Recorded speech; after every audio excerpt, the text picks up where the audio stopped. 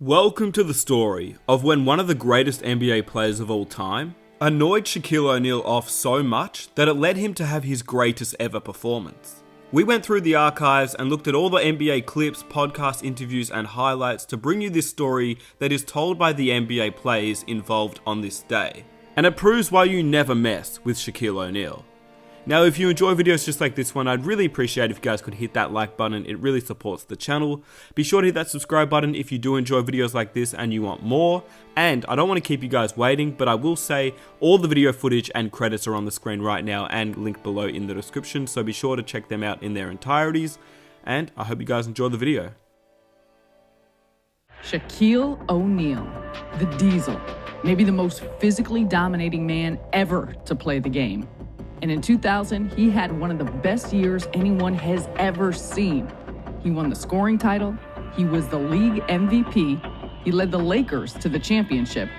And on his birthday, he dropped his career-high 61 points on the Clippers.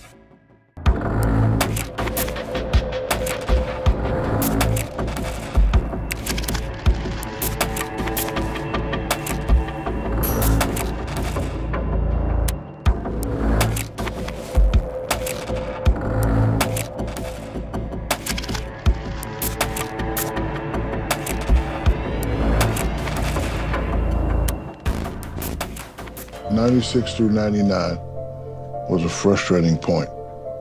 For me, being one of the best bigs in the league and having that title of not winning one.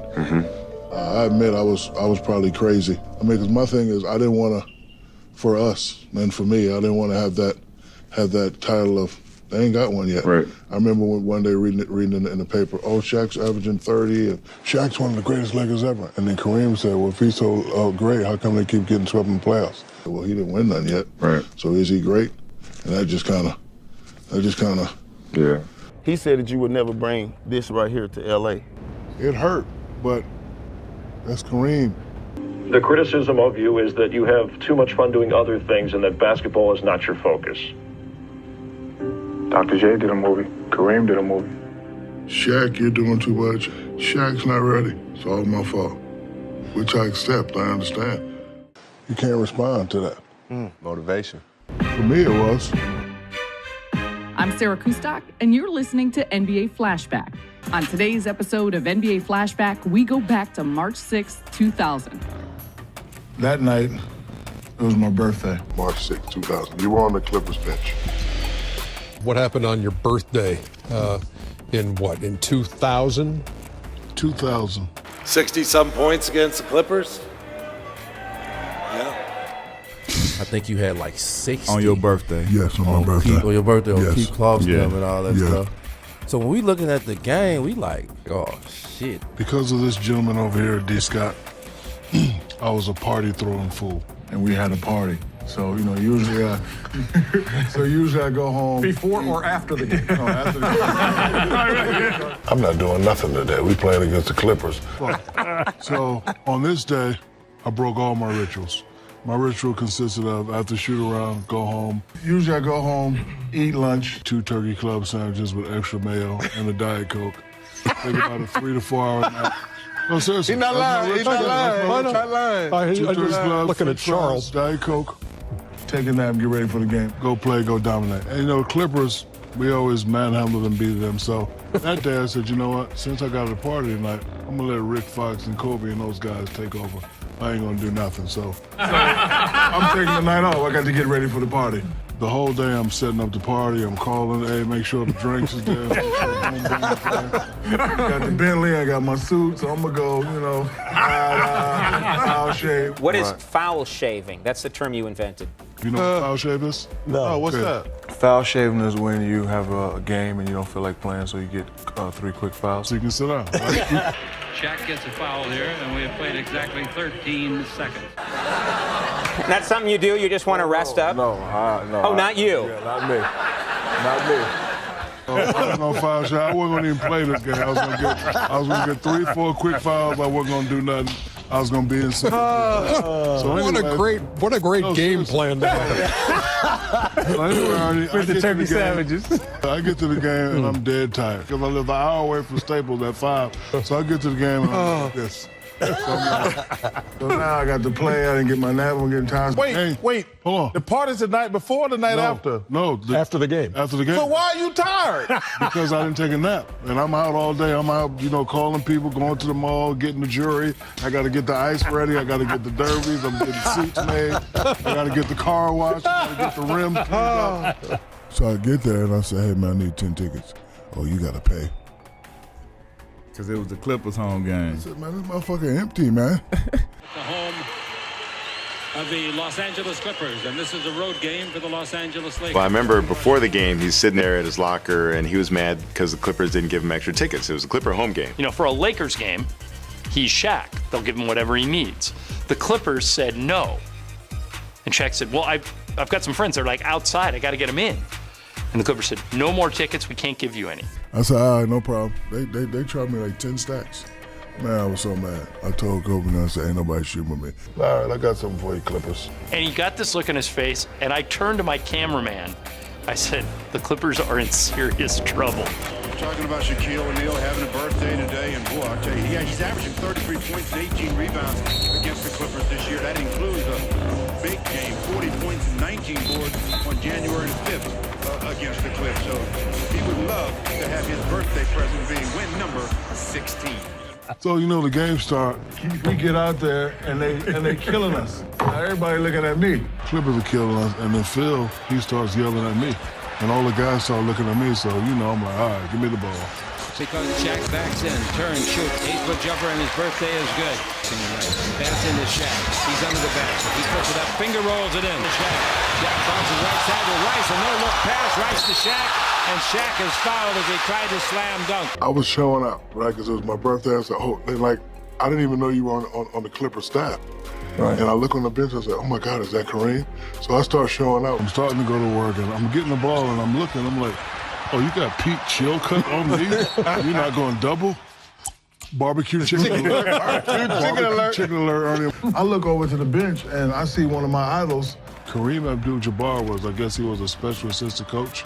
So I got the ball one time, and I'm like, oh shit, Kareem looking at me. I'm about to hit him with the sky hook and point at him, let him know I'm loving him. Shot like a little sky hook, just to pay homage to him, and he did me like this, Ernie. He put his head down. I said, oh, you're not gonna look at me, Kareem? Hook around the back. Now they trail by 5, a little hook shot. No chance underneath Craven. Motherfucker put his head down though like this the whole time. You had went like that one time. I did. Yeah. I did that for you. Every time I look at the bench, you wouldn't look at me. Like you had your head down the board. I said, oh, Kareem's not looking. And then I scored another 10, 12 points and I looked. Oh, big fella, don't do him like that. You didn't look at me the whole game. One thing that I noticed about you from the jump was that you didn't respect people that you could bully. You didn't respect them, and you test them. So they had Pete Chilcutt sticking me. They had Anthony Avon sticking me. I guarded Shaq when I was with the Clippers in 1999. I was playing center. I was 240. I want to say he was listed at 320, 330, and that was probably being kind. When you just talk about sheer force and dominance, is nobody like him. His ability to take it on the break, spin and dunk on you. And when Shaq wanted the ball, when he wanted to rest, he'd do the rest of the plays. Out of all the players I played with, Shaq was the most phenomenal specimen of a human being. Oh, big fella, don't do him like that. 44-41. He moves like a little man. If he'll get in the car, he'll ball up. Like Shaq is like a phenom of special. Yeah, this is like a 5'6" dude inside of his chest, controlling everything. I look up to Shaq in the sense that I couldn't have been him. Because if you on the block and you see how much he gets beat up and doesn't react the way he could kill somebody. I'm like, it's so many times where you could just literally spin right and just mess somebody up. Just with him, the thing that was frustrating was, you could do all you wanted, but he could hit the 10-foot hook shot or the turnaround jump shot from 7-8 feet. Like, he wasn't just a dunk guy. And then when he threw in the power moves, I had obviously no chance, but who did? I'm a real sensitive guy, but again, I don't get mad, I just get even. Because whenever you say I can't do something, I'm gonna just go do it. That's it, yeah. That was the first thing I observed about you and that competitive fire that you had. That was my niche, just to, beat people up. Standing ovation. Beautiful play. Slam dunk. Look at that bench. They love it. But he was adamant, like, bring it to me. I can't tell you, what he really said, what he called us, but he's like, bring it to me. That's all he kept saying is bring it to me. He was just determined. Do you think that was, so it was his 28th birthday. Do you think that was a birthday thing? Was it a Clippers thing? Was it just the night? I don't know, but you ask anybody else and he was letting them know, like, that day, like, bring it to me. We did ask someone else. Glenn Rice, another one of Shaq's teammates on that 2000 team. Oh yeah, that was Devin was right on point. He was like, "Look, get me the ball. I can dominate tonight." When a player like him say, "Get him the ball," he dominated. I mean, it was special. I mean, this man was hitting everything. He was even hitting free throws. So as players, like you get 30, right? And you're like, man, I can get 40. So I'm like, give me the ball. So I'm scoring, and I look over to the bench and I see one of my idols telling Keith Klaus how to stop me. It seemed to me like he was talking to the guys and like, oh, don't let him do this. You got to play him like this. You got to play him. So I'm like, oh, okay, you going to teach him how to stop me. Watch this. I see Kareem saying, you got to do this, you got to do that. Now I'm pissed. Kareem. So now I'm super pissed. That's pass to Shaw under the Shaq. Slam dunk. Shaw does it as well, maybe better than anyone. The rim high pass. Down in front to Shaw. Lob into the Shaq. He's got it. He tried a 360, about a 180 turn in the air and didn't quite get the angle he needed. 8-foot jumper, that's good. He's got 44 points. Happy birthday, Shaquille. Phil's calling other players. I'm like, we're not running that right now. Phil was talking. I said, no, we ain't doing none of that you talk about, Phil Jackson. Triangle, schmiangle, give it to me. Get it to me every time. He's like, why is it not? Give it to me every time. I'm gonna make Mr. Kareem Abdul-Jabbar look at me. Look at me, Kareem. Look at me!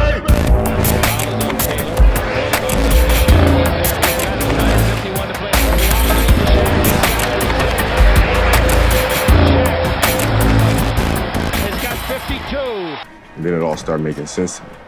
That's how I see him play with that rage when it comes out. That's how I see guys, when he plays, they back away from him because they're afraid of him. They're afraid of that confrontation, that physicality.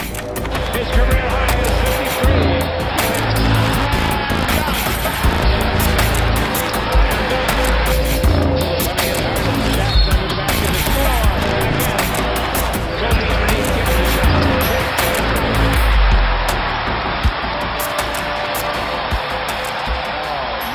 I got 40, right? I was like, man, I can get 50. So now that I got 50, guys are like, go get 60, go get 60.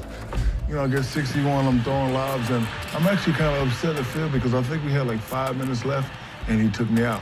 I think I could have went for 70 or possibly 80 for that game. Phil took me out. Kiss in the big guy's cheek. Look at that bench. They love him, and well, they should. He can guide them perhaps out of the West into the finals against the East. I think he did that because he didn't want me to score more than Mike. That's what I think. That's what saying. 61 points. 61 points, 23 rebounds. 61, 20. Oof. And he was tired. You got the right kind of attention. All them rebounds and block shots and points.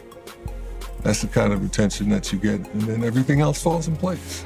I don't think there was anything he didn't do. He was blocking shots. And then, like, to top it off, he took it coast to coast and threw Cole alley-oop. Like, he was the guard.